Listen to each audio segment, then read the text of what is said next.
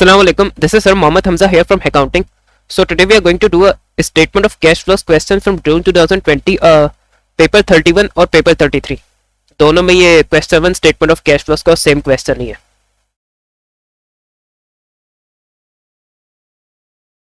So here it is.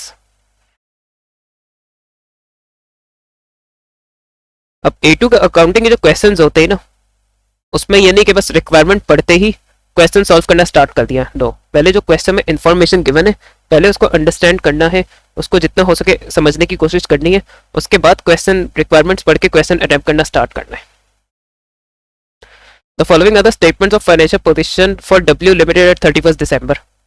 तो statement of cash flow के question में usually opening and closing statements of financial position provided होती है. अब बिफोर प्रोसीडिंग फर्दर हम ये कोशिश करेंगे कि जितनी इन्फॉर्मेशन गिवन इन दो स्टेटमेंट्स ऑफ फाइनेंशियल पोजीशन में उसे जितना पॉसिबल अंडरस्टैंड करने की कोशिश करेंगे. तो प्रेमिसेस, अब आप ये देखें इनकी फाइनल वैल्यूज दी हुई है.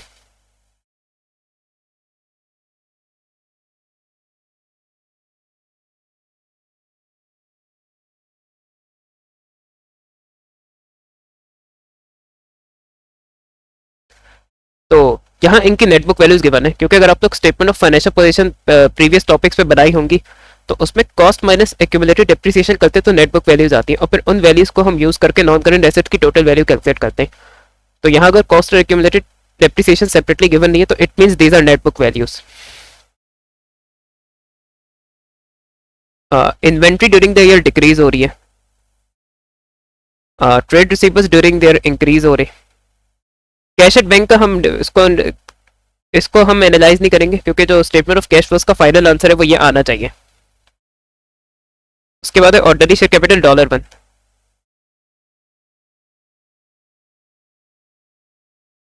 तो जो ऑर्डनरी शेयर कैपिटल के साथ वैल्यू लिखी हुई होती है वो पार वैल्यू पर शेयर होती है, तो वो 1 है. तो उसने थोड़ा आप लोग के लिए आसान कर दिया. अब आप लोग यहाँ देख सकते हैं ऑर्डनरी शेयर कैपिटल भी इंक्रीज हो रहा है और during the year share premium भी इंक्रीज हो रहा है. और अगर आप लोगों को कंपनी अकाउंट्स की सही नॉलेज हो तो शेयर प्रीमियम सिर्फ तभी इंक्रीज होता है जब ऑर्डनरी शेयर्स कंपनी के प्रीमियम पे इशू हो. उसके अलावा किसी भी ट्रांजैक्शन की वजह से शेयर प्रीमियम इंक्रीज नहीं हो सकता. अब ये बात तुम स्टेटमेंट ऑफ फाइनेंशियल पोजीशन से ही समझ गए. और अगर आप यहाँ एडिशनल इन्फॉर्मेशन के ये 6 पॉइंट्स देखें तो यहाँ शेयर इशू की उसने कोई बात नहीं की है. कभी कभी वो बता भी देता है एडिशनल इन्फॉर्मेशन में भी कि शेयर्स इशू करे कंपनी ने ड्यूरिंग द ईयर. अगर उसने बताया नहीं है तो हमें स्टेटमेंट ऑफ फाइनेंशियल पोजीशन से चेक करना है कि कंपनी ने शेयर इशू किए हैं या नहीं किए. और शेयर प्रीमियम भी इंक्रीज हो रहा है, it means shares are issued at premium.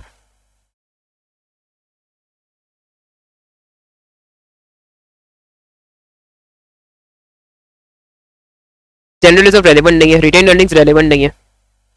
Bank loan during the decrease हो रहा है, इसका मतलब हमने रीपे किया है बैंक लोन कुछ during the year. Trade payable during there increase हो रहा है. अब टैक्स पेबल और एक्रूड इंटरेस्ट, ये टैक्स और इंटरेस्ट के एक्रूवल्स दिए हुए और इससे रिलेटेड है point 4 tax and interest charge for the year.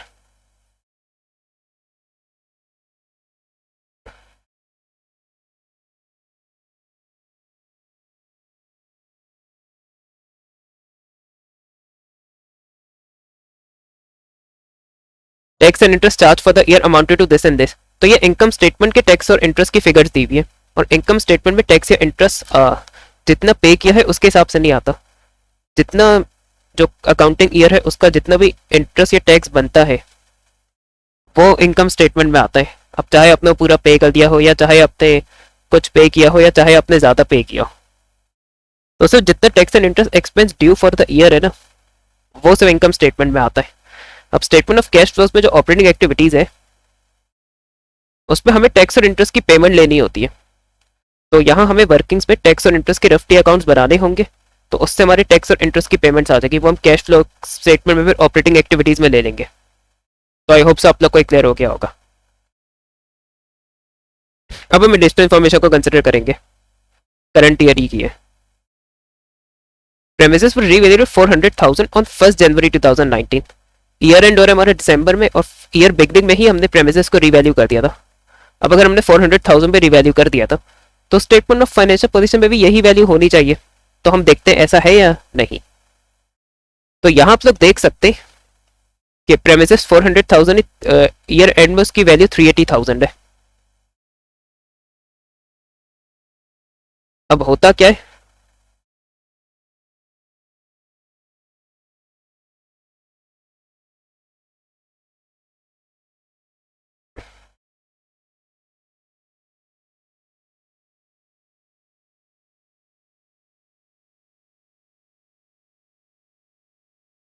अब कोई भी नॉन करंट एसेट अगर ईयर बिगनिंग में रिवैल्यू हो गया ना, तो इट मीन्स वो पूरे साल रिवैल्यूड अमाउंट में यूज हुआ है।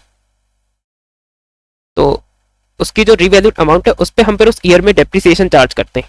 अब यहाँ प्रेमिसेस की डेप्रिसिएशन की ना मेथड बताया हुआ है ना रेट बताया हुआ है, तो एक्चुअली हम खुद डायरेक्ट कैलकुलेट कर सकते हैं डेप्रिसिएशन। 400,000 ईयर बिगनिंग में रिवैल्यू किया था, अब करंट ईयर के एंड में उसकी वैल्यू 380,000 रह गई है, तो उसका ना हमने कुछ अमाउंट से प्रेमिसेस को डेप्रिशिएट किया है।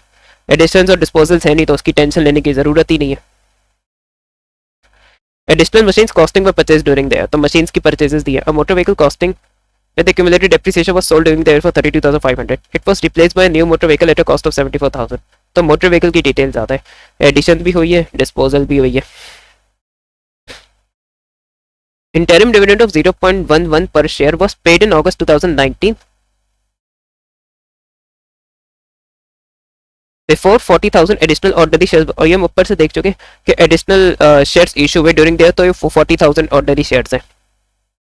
तो डिविडेंड की जब वो बात कर रहा हूँ ना, तो आप ये जरूर रीड कर ले कि उसने अपडेटेड डिविडेंड्स पे वो डिविडेंड पे कर रहा है, या वो कोई स्पेसिफिक नंबर ऑफ शेयर्स पे डिविडेंड पे कर रहा है, या वो ईयर बिगनिंग के शेयर्स पे डिविडेंड पे कर रहा है। तो यहाँ वो कह रहा है कि बिफोर इशूइंग न्यू शेयर्स, जो शेयर्स थे उन पे डिविडेंड उसने इंटरिम डिविडेंड पर शेयर दिया। तो इट मीन्स जो ओपनिंग बैलेंस है ऑर्डिनरी शेयर्स का, उसमें हम इंटरिम डिविडेंड कैलकुलेट करेंगे।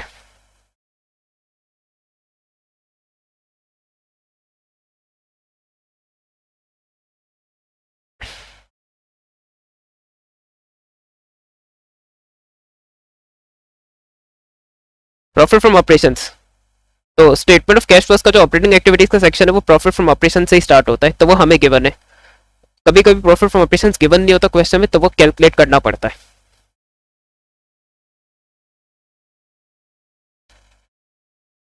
अब इसमें पार्ट है थ्योरी का, और theory is also extremely important.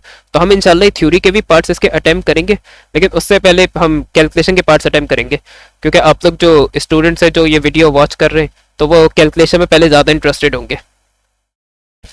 Prepare statement reconciling the profit from operations with cash flow from operations. Prepare statement of cash flows. तो अब होता ये कि या तो वो पूरी स्टेटमेंट ऑफ कैश फ्लोज एक साथ मांग लेता है, 16 से लेकर 22 मार्क्स तक की भी वो पूछ लेता है, या वो उसको ब्रेकअप में पूछेगा। अब पार्ट बी में कह रहा है statement reconciling profit from operations with the net cash flow. तो जब वो ये कहेगा ना, तो इट मींस आपको ऑपरेटिंग एक्टिविटीज का सेक्शन बनाना है स्टेटमेंट ऑफ कैश फ्लोज का, और reconciling profit from operations with the cash from operations.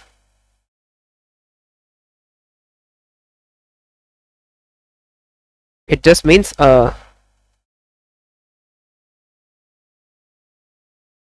Conversion of profit to net cash flow from operations. अभी फिलहाल मैं नेट कैश फ्लो लिखूंगा।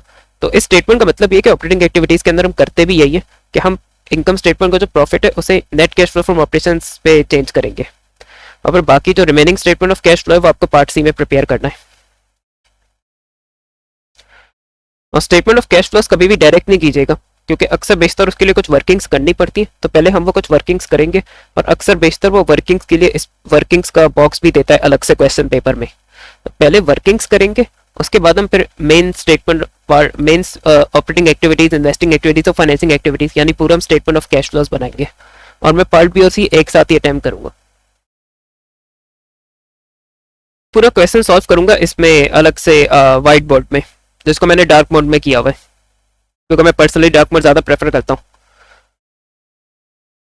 अब पास्ट वीडियोस में स्टूडेंट से भी यही रिस्पांस था कि वो डार्क मोड को ज़्यादा प्रेफर करते हैं। तो ऑब्वियसली जब मैं इस क्वेश्चन की वर्किंग्स करूंगा, उसको सॉल्व कराऊंगा, तो आप लोग क्वेश्चन को देखने में, क्वेश्चन को देख की इन्फॉर्मेशन देखने में इंटरेस्टेड होंगे। तो उसके लिए मैंने क्वेश्चन पेपर का लिंक डिस्क्रिप्शन में प्रोवाइड किया है, तो वहाँ से आप लोग ये पेपर ओपन कर सकते हैं, और वहाँ से क्वेश्चन को साथ साथ देख सकते हैं, और उसको कंपेयर कर सकते हैं जो वर्किंग्स और fair statement of cash flows मैं यहाँ बनाऊंगा। तो पहले ऑब्वियसली ऑपरेटिंग एक्टिविटीज का सेक्शन बनाना है, तो पहले हम उससे रिलेटेड वर्किंग्स करेंगे। और नॉन करंट एसेट्स यहाँ गिवन है, तो इट मींस डेप्रिसिएशन भी होगी। डेप्रिसिएशन एडजस्ट होती है स्टेटमेंट ऑफ कैश फ्लोज में। तो सबसे इजी है, पहले हम प्रेमिसेस की डेप्रिसिएशन कर लेंगे।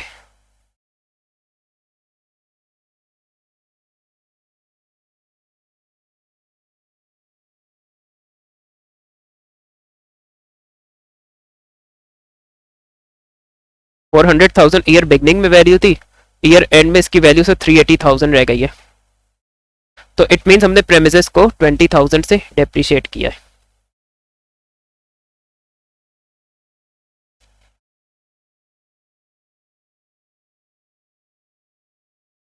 अब इसके बाद मशीन्स के निकाल लेते हैं, क्योंकि मशीन्स पे सब एडिशन है, डिस्पोजल नहीं है, तो मशीन थोड़ा इजियर होगा in comparison to motor vehicles. Machine के देखिए, हम न्यू मशीन्स परचेजेस जो की है वो दी हुई है, और ओपनिंग और क्लोजिंग बैलेंस दिए हुए मशीनरी के, और ये भी हम डिस्कस कर चुके कि नेट बुक वैल्यूज है। और इस क्वेश्चन की आप सारी इन्फॉर्मेशन देख चुके। तो मशीन पे किस मेथड से डेप्रिसिएशन चार्ज होगी, किस रेट से डेप्रिसिएशन चार्ज होगी, एज सच कोई इन्फॉर्मेशन प्रोवाइडेड नहीं है। तो अब इस सिचुएशन में आप डेप्रिसिएशन कैलकुलेट करेंगे कैसे, और स्टेटमेंट ऑफ कैश फ्लोज उसके बगैर होता नहीं है। तो अगर नेटबुक वैल्यूज गिवन है और डेप्रिसिएशन मेथड और रेट पे भी उसने कोई बात नहीं की थी, तो यहाँ हम एक रफ नेटबुक वैल्यू का अकाउंट बनाएंगे नॉन करंट एसेट के लिए, उसके जरिए हम डेप्रिसिएशन निकालेंगे।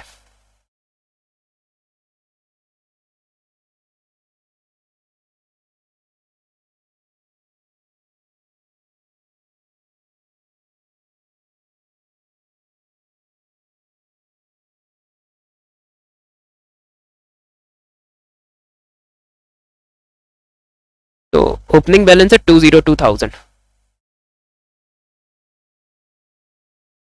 और इसका क्लोजिंग बैलेंस है 203,000। ड्यूरिंग द हमने परचेजेस की। अब जो नई मशीन परचेज की, ऑब्वियसली उसकी कॉस्ट आएगी, क्योंकि अभी इसकी फर्स्ट ईयर में उसकी नेटबुक वैल्यू होगी नहीं, 28,000।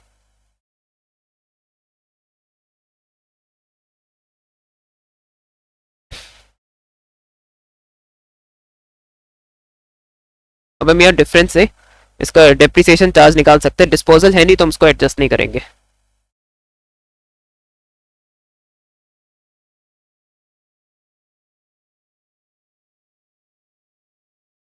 $27,000। तो ये हमारा नेटबुक वैल्यू मशीनरी हो गई। इसी तरह हम नेटबुक वैल्यू अकाउंट उसका भी बनाएंगे, मोटर व्हीकल्स का।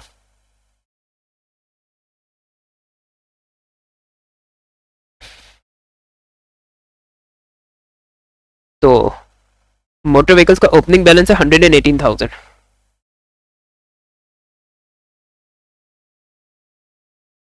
इसका क्लोजिंग बैलेंस है 113,200। मोटर व्हीकल की ड्यूरिंग देर हमने परचेजेस भी किए, 74,000 के हमने न्यू मोटर व्हीकल लिए।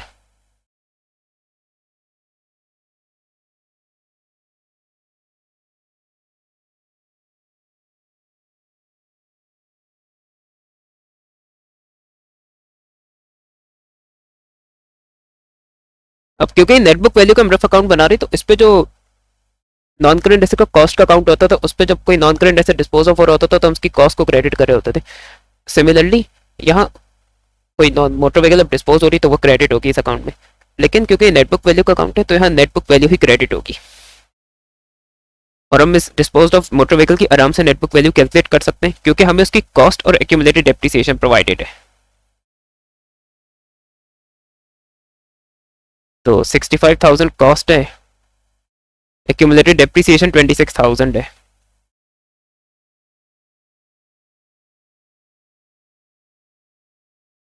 तो इसकी डेप्रिसिएशन 30, तो इसकी नेटबुक वैल्यू 39,000 हो गई। ये यहाँ भी आ जाएगी।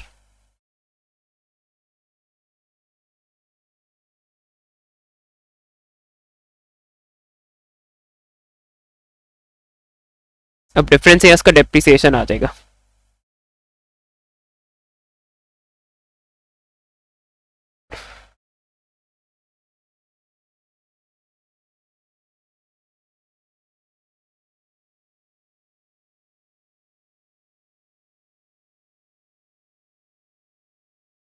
तो the depreciation for motor vehicles is 39,800। तो हमने तीनों नॉन करंट एसेट्स की डेप्रिसिएशन कैलकुलेट कर ली। अब इसके अलावा जो एक करंट एसेट्स और करंट लायबिलिटीज का आइटम से इनके डायरेक्ट इंक्रीज और डिक्रीज निकालने होते हैं, तो उसके लिए वर्किंग करने की जरूरत नहीं, वो यहाँ डायरेक्ट आ सकते हैं। And now another thing, operating activities में अब वैसे उसने कैश फ्लो फ्रॉम ऑपरेशंस तक मांगा है, लेकिन मैं पूरा उसको net cash flow from operations तक ही कंप्लीट करूंगा।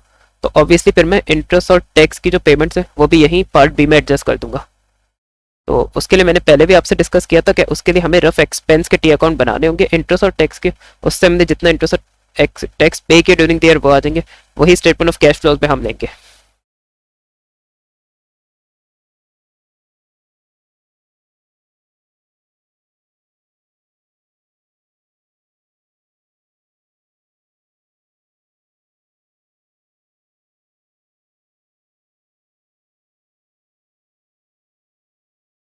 इंटरेस्ट के एक्रूड बैलेंसेज है, और एक्रूड एक्सपेंस हमें पता है कि लाइबिलिटी होता है, तो उसके क्रेडिट बैलेंसेज होंगे यहाँ 2500,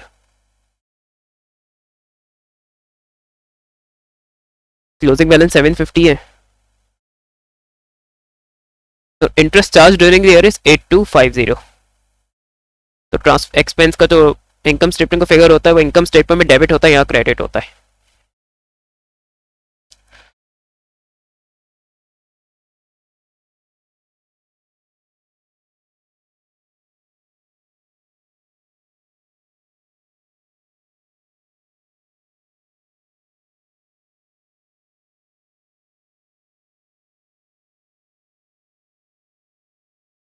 तो इंटरेस्ट की पेमेंट 10,000 है।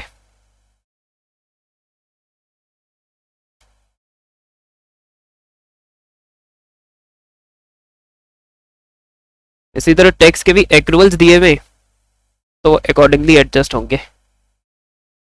12,600, 13,400,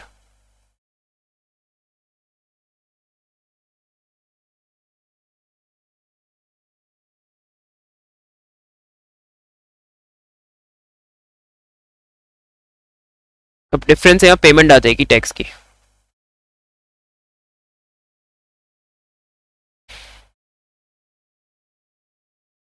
तो दैट इज 12,600।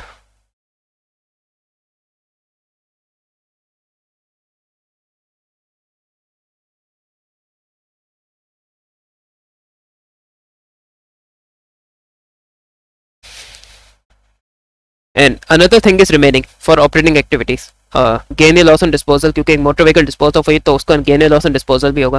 वो नॉन कैश एक्सपेंस या नॉन कैश इनकम होता है, तो वो भी स्टेटमेंट ऑफ कैश फ्लोज में आएगा, तो हम वो भी निकाल सकते हैं। अब उसके आप लोग दो तरीके यूज कर सकते हैं।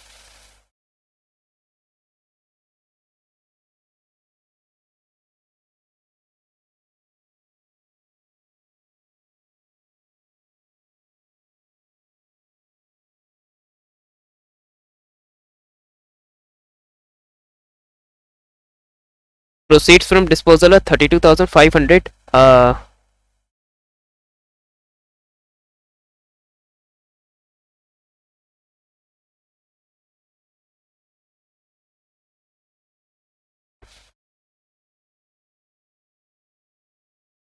तो जो मोटर व्हीकल हमने डिस्पोज ऑफ किया उसको बेच के हमें 32,500 मिले, और उसके हमारे फाइनेंशियल स्टेटमेंट्स में नेटबुक वैल्यू 39,000 थी। तो हमारे अकाउंट्स में उसकी वैल्यू ज़्यादा थी, मार्केट में वो कम का सेल हुआ, तो obviously there is a loss on disposal.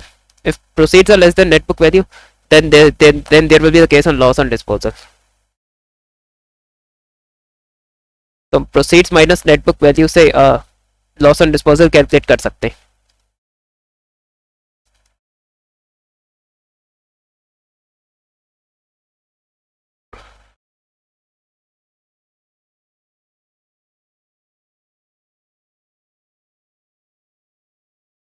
अब यहाँ क्योंकि इसकी कॉस्ट भी प्रोवाइडेड है, इसकी क्यूमुलेटिव डेप्रिसिएशन भी प्रोवाइडेड है, इसका प्रोसीड फ्रॉम डिस्पोजल भी प्रोवाइडेड है, तो हम यहाँ एक और मेथड से लॉस ऑन डिस्पोजल कैलकुलेट कर सकते हैं। और ये मेथड मैं उन स्टूडेंट्स के लिए बता रहा हूँ जिनको ये डायरेक्ट लॉजिकल कैलकुलेशन जो है वो डिफिकल्ट लगती है या उन्हें क्लियर नहीं हो रही होती, तो उनके लिए फिर एक ईजियर वे आउट है, वो मैं बताता हूँ। अभी मैंने डिस्पोजल अकाउंट प्रिपेयर कर दिया। Second method is disposal account, जो आप लोगों ने एएस पे डेप्रिसिएशन में पढ़ा होगा। अब इसमें ये होता है, if debit side is greater than the total of credit side then there will be loss on disposal, और वो यहाँ हो भी रहा है। क्योंकि अगर मैं 26,000 और 32,500 को ऐड करूँ तो that will be less than 65,000। तो मैं डेबिट साइड के टोटल में से क्रेडिट साइड का टोटल माइनस कर दूँ तो मुझे लॉस ऑन डिस्पोजल पता चल जाएगा, और ये वही सेम आंसर आ रहा है जो हमने डायरेक्ट कैलकुलेशन से कैलकुलेट किया था। अब यहाँ तो चले आपको ज्यादा इन्फॉर्मेशन प्रोवाइडेड थी तो डिस्पोजल अकाउंट बनाना भी पॉसिबल था, लेकिन सर्टेन क्वेश्चंस में लिमिटेड डेटा होगा, सिर्फ नेट बुक वैल्यू गिवन होगी डिस्पोज्ड ऑफ एसेट की। तो वहाँ students are better off using the direct method और logical method for calculating the gain और लॉस ऑन डिस्पोजल। अब इन्वेस्टिंग एक्टिविटीज की अगर बात करें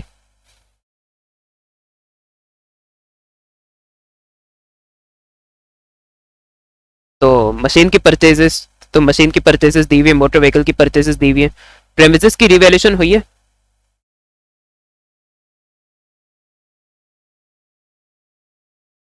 तो this is a non cash transaction, तो ये स्टेटमेंट ऑफ कैश फ्लोज में आएगी नहीं। और जो जैसे डिस्पोज ऑफ के उसको बेच के कितना रिसीव कर रहे हैं डिस्पोजल प्रोसीड वो भी गिवन है, तो इन्वेस्टिंग एक्टिविटीज के लिए हमें कोई वर्किंग करने की नीड नहीं है। अब फाइनेंसिंग एक्टिविटीज के लिए हमें कुछ वर्किंग्स करनी होंगी।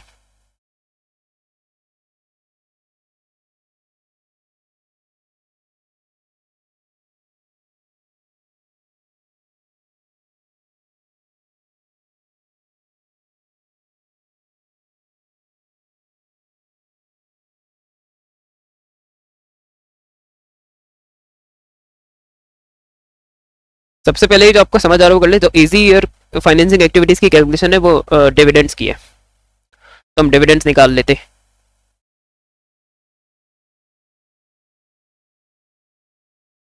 तो पर शेयर डिविडेंड हम 0.11 दे रहे, और ये हम अपडेटेड नंबर ऑफ शेयर्स पे नहीं दे रहे, हम पुराने शेयर्स पे देंगे। तो पुराने शेयर्स कंपनी के 400,000।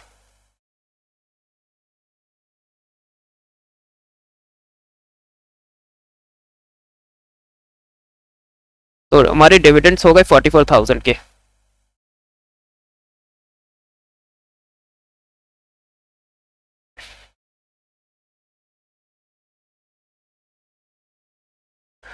इसके अलावा repayment of bank loan during year beginning में 100,000 था, अब ईयर एंड में 30,000 रह गया, इट मीन्स हमने 70,000 रीपे कर दिया है।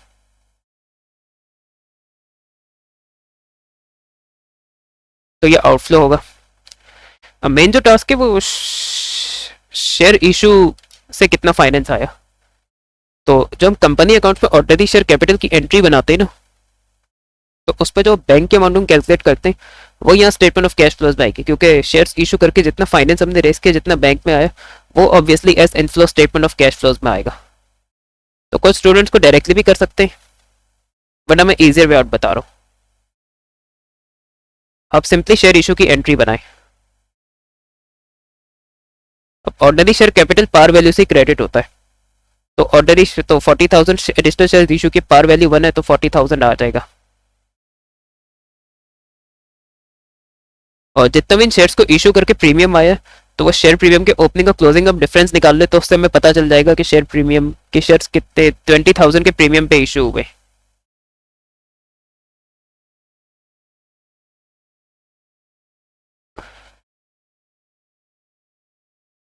60,000 माइनस 40,000। अब जब शेयर इशू करते हैं तो बैंक डेबिट होता है, ऑर्डनरी शेयर कैपिटल क्रेडिट होता है और शेयर प्रीमियम क्रेडिट होता है। तो अगर मैं ऑर्डनरी शेयर कैपिटल और शेयर प्रीमियम की अमाउंट ऐड कर लूँ तो 40 प्लस 20 60,000 आ जाएगा।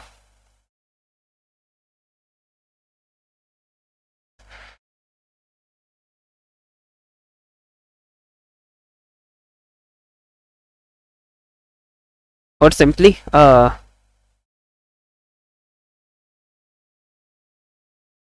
40,000 प्लस 20,000 कर ले, आपका 60,000 आया शेयर इशू करके रिसीव हुआ है, पार प्लस प्रीमियम।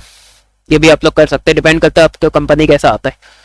तो या तो आप एंट्री बना ले या आप डायरेक्ट कैलकुलेट कर ले, दैट्स अप टू यू। अब हमारी एसेंशियल सारी वर्किंग्स हो गई, so now we can start preparing the statement of cash flows. तो अब हम वही करेंगे। तो अब मैं स्टेटमेंट ऑफ कैश फ्लोज बनाना स्टार्ट कर रहा हूँ।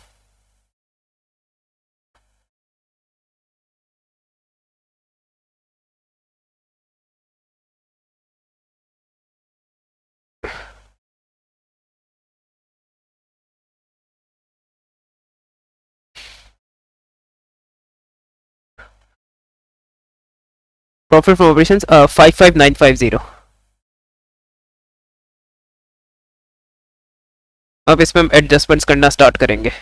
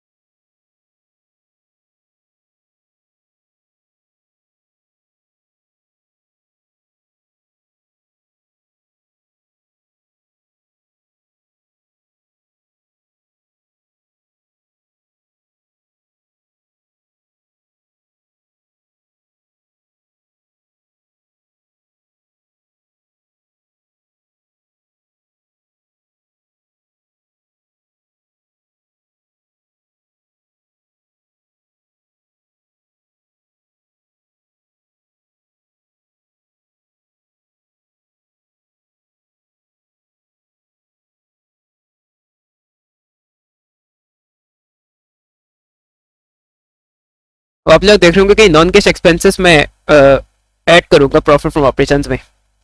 और ये मैं क्यों करूंगा, तो ये मैंने अपनी जो cash statement of cash flows की लेक्चर वीडियो उसमें एक्सप्लेन किया है, तो आप लोग उस वीडियो को रिव्यू कर सकते हैं अगर ये इसकी लॉजिक अंडरस्टैंड करनी है तो। नॉन कैश इनकम कोई है नहीं, अब हम करंट एसेट और करंट लाइबिलिटीज वाले आइटम्स एडजस्ट करेंगे। इन्वेंट्री डिक्रीज हो रही है,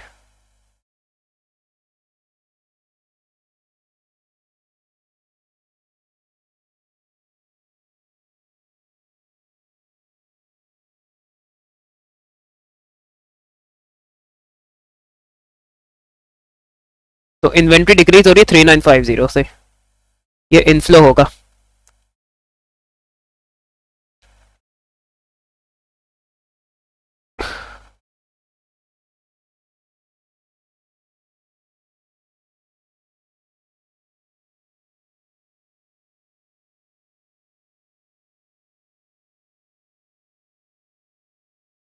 इन ट्रेड रिसीवेबल्स इंक्रीज हो रहे 3100 से, ये आउटफ्लो होगा।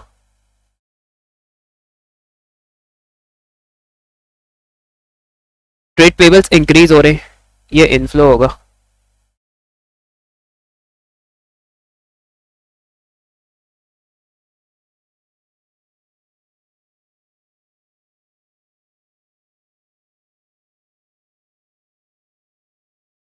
Forty three hundred.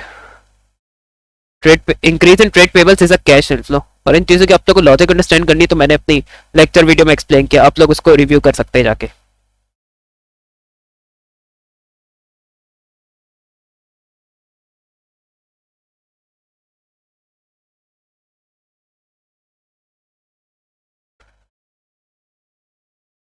अब एक चीज मैं इलस्ट्रेट करना चाहूंगा, उसके लिए मैंने कैलकुलेटर का एमुलेटर भी ओपन किया। तो पहले तो आप ये फिगर सारी कैलकुलेटर में एंटर करें एडजस्टमेंट्स की। 20,000, 27,000 plus 39,800 plus 6,500 plus 3,950 minus 3,100 plus 4,300। तो हमने फिगर्स सारी एंटर कर दी कैलकुलेटर में। अब जब मल्टीपल फिगर्स को एक साथ कैलकुलेटर में एंटर करके आप प्लस या माइनस करें ना आपस में, तो एक बार उन फिगर्स को आप वेरीफाई जरूर कर ले। और ये कैलकुलेटर के डायरेक्शनल बटन है, इसको आप लोग यूज कर सकते हैं इस चीज के लिए। क्योंकि एट टाइम्स ये होता है कि जैसे 4300 उसको 43,000 बाई मिस्टेक या जल्दबाजी में कैलकुलेटर में लिख दिया या एग्जाम के प्रेशर में लिख दिया। तो अब मल्टीपल फिगर्स को एक साथ प्लस माइनस आपस में एडजस्ट करें तो एक बार उन्हें वेरीफाई जरूर कर ले। माइनस 3,100, 3,950, 6,500, 39,800, 27,000, 20,000।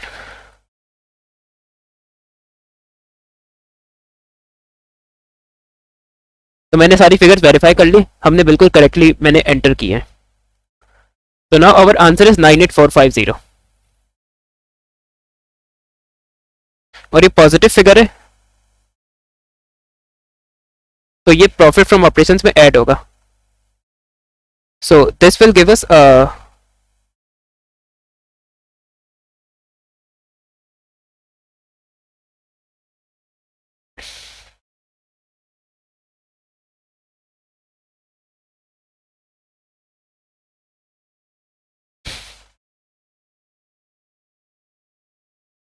98450 plus 55950. So 154400.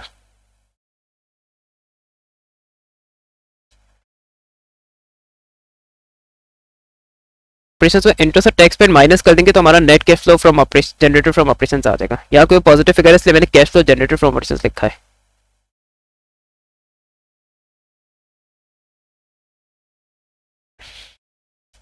अब जो इंटरेस्ट हमने पे किया दैट इज ऑफ 10,000। इसी तरह हम टैक्स पेड भी ले लेंगे। तो जो हमने टैक्स पे किया दैट इज 12,600।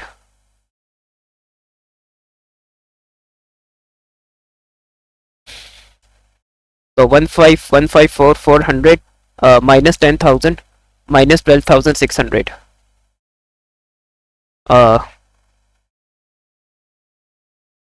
तो यह आ गया हमारा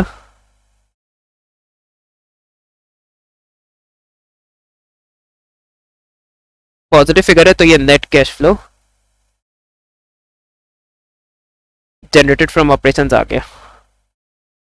तो ये आप लोग देख सकते हैं कि जो प्रॉफिट फ्रॉम ऑपरेशंस था इनकम स्टेटमेंट का उसे हमने कैश बेस्ड प्रॉफिट में चेंज कर दिया, means net cash flow generated from operations में।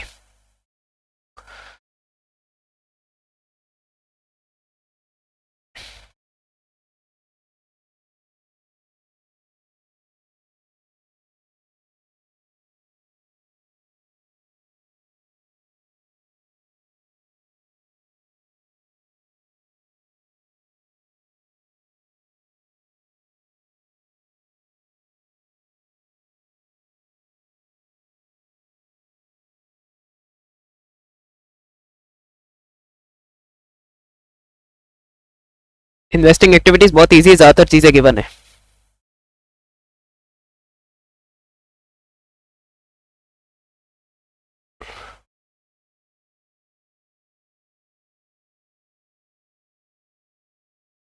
Purchase of non current assets हम सारे एक साथ ऐड कर लेंगे, हमें गिवन है। मशीन्स परचेज की है 28,000 की,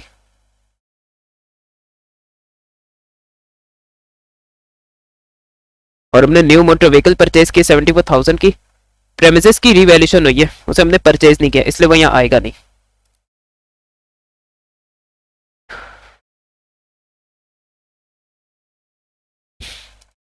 तो 102,000 ये कैश आउटफ्लो होगा।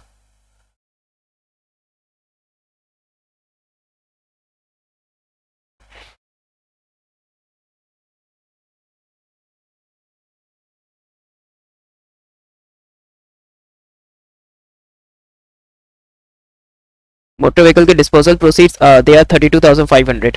तो ऑब्वियसली ये इनफ्लो होगा, और कोई ट्रांजैक्शन है नहीं इन्वेस्टिंग एक्टिविटीज के लिए।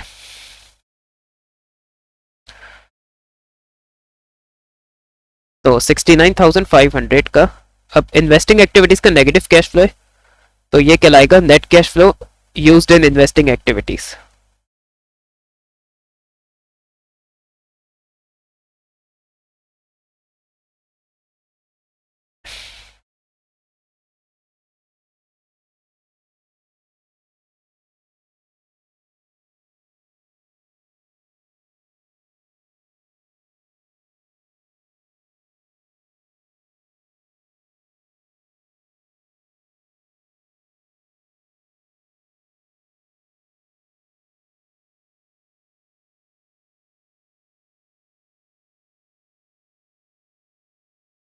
अब लास्ट रह गया फाइनेंसिंग एक्टिविटीज।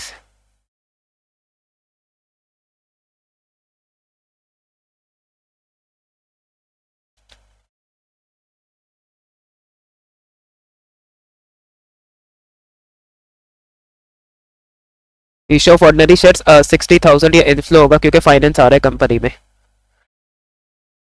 डिबेंचर्स की कोई ट्रांजेक्शन गिवन नहीं तो हम उसको नहीं देंगे।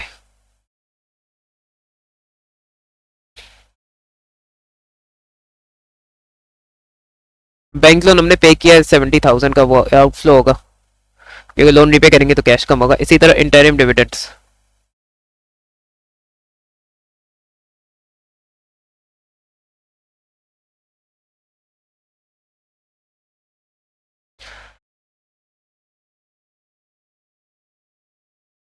44,000 के इंटरिम डिविडेंड्स। अब डिविडेंड पे करेंगे तो कंपनी पे करती है अपने शेयर होल्डर्स को, तो कंपनी के लिए कैश आउटफ्लो होगा।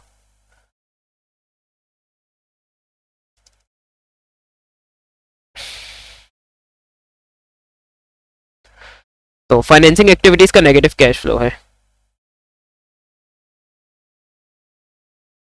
तो इसके लिए होगा net cash flow used in financing activities.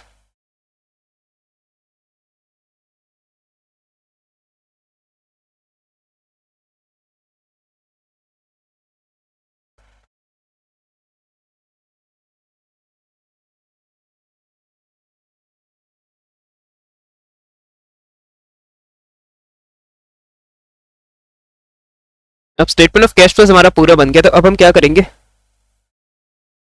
अब हमें इंक्रीज या decrease in cash and cash equivalent निकालना है। तो हम ऑपरेटिंग एक्टिविटीज का नेट कैश फ्लो,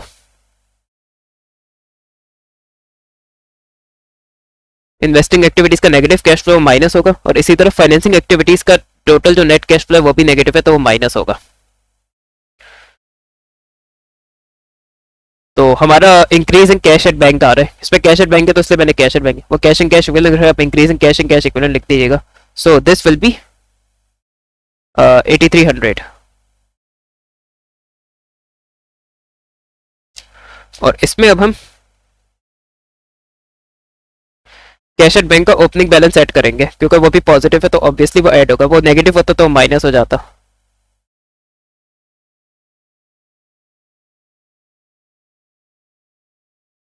तो इसका ओपनिंग बैलेंस है 8100।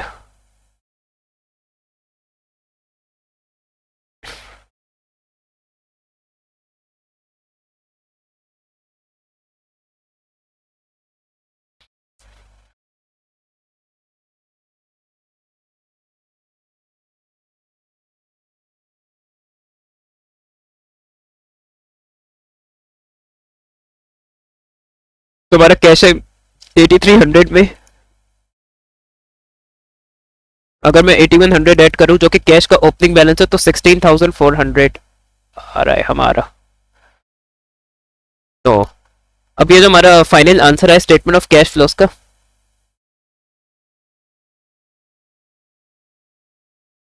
तो ये हमारा मैच कर रहा है कैश एट बैंक के क्लोजिंग बैलेंस है। इट मीन हमने पूरी statement of cash flows correctly prepare किया। तो आई होप आप लोगों को स्टेटमेंट ऑफ कैश फ्लोज के कॉन्सेप्ट क्लियर होंगे कि इसको प्रिपेयर कैसे करना है, इसकी वर्किंग्स कैसे करनी है, इसके क्वेश्चन को अप्रोच कैसे करना है। तो मेन चीजें बताऊंगा कि जल्दबाजी नहीं करनी है, पहले पूरा क्वेश्चन की इन्फॉर्मेशन को अंडरस्टैंड करें एज मच एज पॉसिबल, उसके बाद वर्किंग्स करें, उसके बाद फिर fair statement of cash flows बनाए। और नो डाउट इसमें ख्वारी है, लेकिन फिर इसके लिए आपको मार्क्स भी ज़्यादा मिलते हैं, और स्टेटमेंट ऑफ कैश फ्लोज के क्वेश्चन में यूजुअली कैलकुलेशन के मार्क्स ज़्यादा होते हैं, तो वो स्टूडेंट्स जो कैलकुलेशन एंथुसियास्ट हैं वो इसमें अच्छा स्कोर कर सकते हैं if they know it well.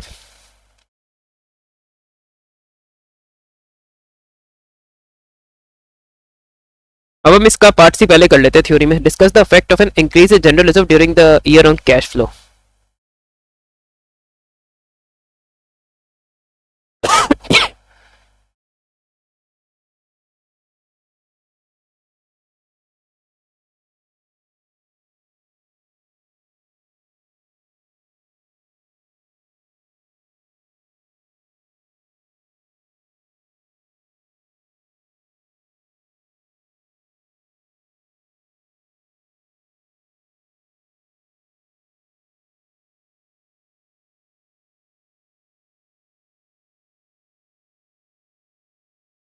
तो देखिए जनरल रिजर्व जो है वो रिटेन अर्निंग से या प्रॉफिट से क्रिएट होता है कंपनी के, तो अब ये नॉन कैश ट्रांजेक्शन है, तो इसका no effect on statement of cash flow होगा। State three differences between a statement of cash flows and a cash budget. तो सिर्फ मेंशन करना है, एक्सप्लेन नहीं करना है, स्टेट में सिर्फ मेंशन करना है, एक्सप्लेन नहीं करना है।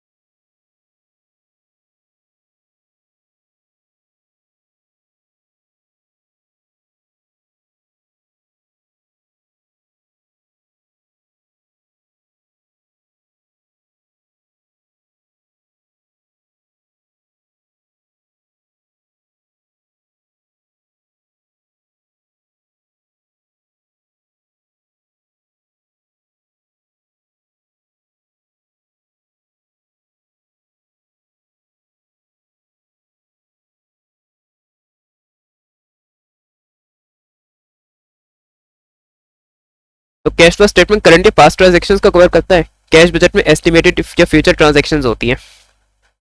कैश फ्लो स्टेटमेंट एज पर आईएसएम प्रिपेयर होता है।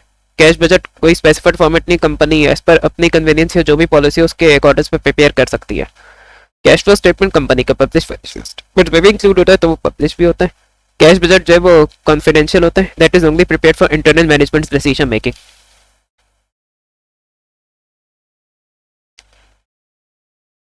The bank loan of 100,000 was to be repaid in 2022 और हमने 70,000 2019 में पे कर दिया, इसका मतलब हमने अर्लियर रिपेमेंट की है। The directors made an early repayment in part on 30 September 2019. Discuss whether or not the directors were right in repaying part of the bank loan during the year. Justify your answer. तो आपको बस few specific points mention करने, ज़्यादा लंबे नहीं करने क्योंकि 4 marks का क्वेश्चन है।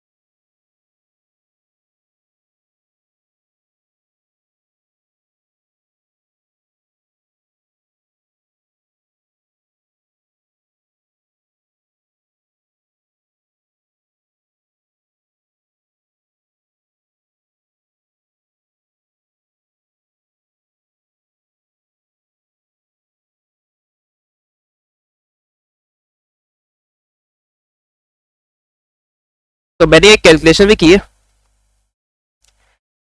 तो अगर हमने लोन रीपे ना किया होता तो फाइनेंसिंग एक्टिविटीज का नेट कैश फ्लो पॉजिटिव 16,000 होता, उसकी वजह से इंक्रीज इन कैश होता ओवरऑल 78,300 और उसमें अगर मैं ओपनिंग बैलेंस ऐड करता तो हमारा कैश एट बैंक का क्लोजिंग बैलेंस 86,400 होता।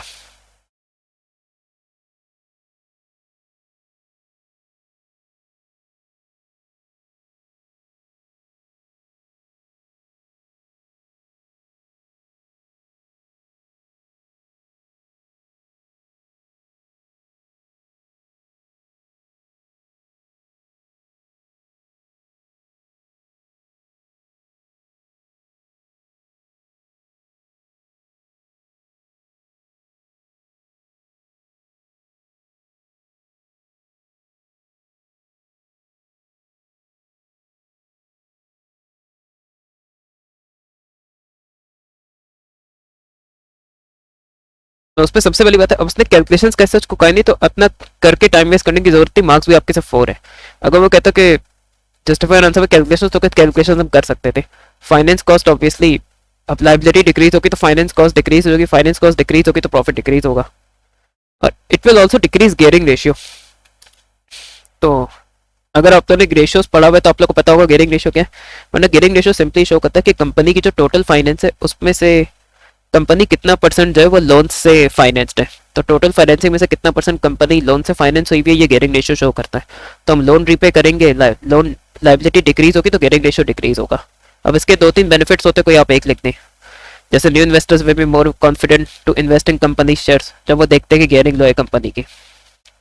मगर इस ये एक मैसिव आउटफ्लो 70,000 का तो उसने कंपनी की लिक्विडिटी डिक्रीज कर दिया। ऑल्दो कंपनी के कैश का क्लोजिंग बैलेंस पॉजिटिव है, लेकिन अगर हमने लोन रीपे नहीं किया होता तो हमारा बैलेंस थोड़ा काफी लिक्विडिटी बेहतर होती, 86,400 का पॉजिटिव बैलेंस होता उस केस में।